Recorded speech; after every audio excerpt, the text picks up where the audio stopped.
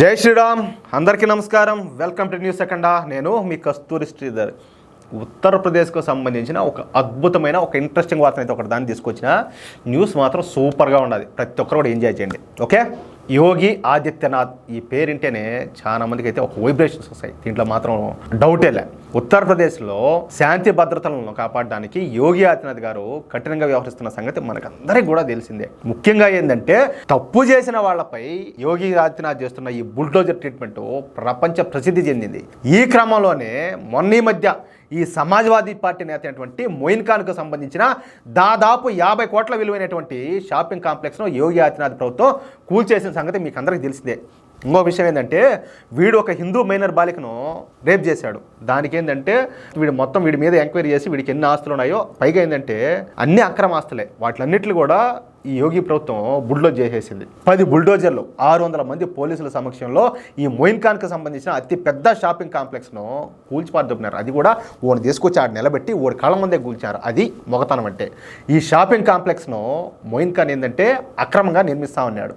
అంతేకాకుండా ఆ స్థలం కూడా కబ్జా చేసిన స్థలం కావడంతో యోగి ఆదిత్యనాథ్ ఆ షాపింగ్ కాంప్లెక్స్ను కూల్చేసినాడు, నేలమట్టం చేసినారు. అయితే ఈ మొయిన్ ఖాన్ వచ్చి సమాజ్వాదీ పార్టీకి చెందిన నాయకుడు అనమాట. సహజంగా ఉత్తరప్రదేశ్లో ఏ ముస్లిం నాయకుడైనా వాళ్ళు సమాజ్వాదీ పార్టీలోనే ఉంటారు.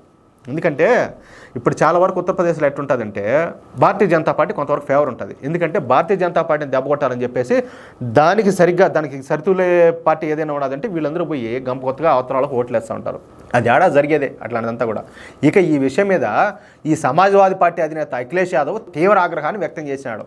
మొయిన్ ఖాన్ షాపింగ్ కాంప్లెక్స్ను కూలగొట్టడంతో యోగి ఆదిత్యనాథ్ మీదకు విరుచుకుపడ్డాడనమాట. ఆయన మీద ఓరి నీ చిత్రంగాను, ఓరి నీ పాసుగాల.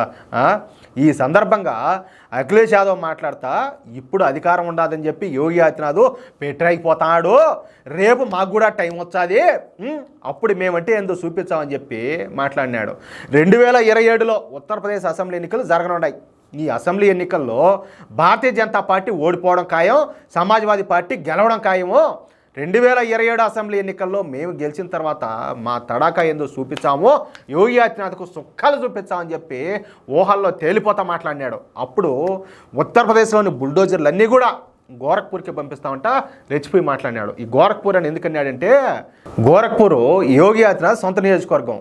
దీంతో ఉత్తరప్రదేశ్లోని బుల్డోజర్లన్నీ తెప్పించి గోరఖ్పూర్ను సర్వనాశనం చేస్తామని చెప్పేసి ఈ పోతుమోడైనటువంటి ఈ అఖిలేష్ యాదవ్ మాట్లాడినాడు. అది సంగతి. ఇక అఖిలేష్ యాదవ్ రెచ్చిపోయి మాట్లాడుతూ ఉంటే యోగి ఆదిత్యనాథ్ చూచో ఊరుకో అంటాడా? అస్సలు ఊరుకోడు. ఇట్టోళ్ళు ఎన్ని నక్కలైతే ఒక సింహం అయ్యేది. పైగా ఏంటంటే మాటకు మాట సమాధానం చెప్పడంలో యోగి ఆదిత్యనాథ్ గారు దిట్ట, ఆయన స్టైలే వేరు, అట్లుంటుంది. ఇక అఖిలేష్ యాదవ్ మాటలకు యోగి ఆదిత్యనాథ్ గారు మాట్లాడతా బుల్డోజర్ ట్రీట్మెంట్ చేయాలంటే అది అంత తేలికైన విషయం కాదు. ఏ మనిషికైతే సంకల్ప బలం ఉంటుందో, ఏ మనిషికైతే బుల్డోజర్కు ఉన్నంత దమ్ము, సత్తా, సామర్థ్యం ఉంటాయో ఆ వ్యక్తి మాత్రమే ఈ బుల్డోజర్ యాక్షన్ చేయగలుగుతాడు. అంతే తప్ప ఎప్పుడూ ప్రజలకు లేనిపోని అబద్ధాలు చెప్పుకుని బ్రతుకుతో కుల రాజకీయాలు చేసి ఎన్నికల్లో పోటీ చేసిన వారు, లేదా అరాచక శక్తుల ముందు చేతులు కట్టుకుని నిల్చుండేవారు, జిహాదీలను సమర్థించేవారు ఇలాంటి బుల్డోజర్ ట్రీట్మెంట్ ఇవ్వలేరు మిస్టర్ అఖిలేష్ యాదవ్ అంట.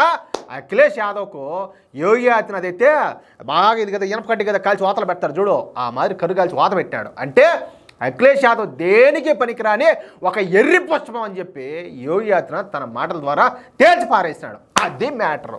ఎట్టున్నది న్యూసా పోలా అది పోలా అట్టుంటుంది.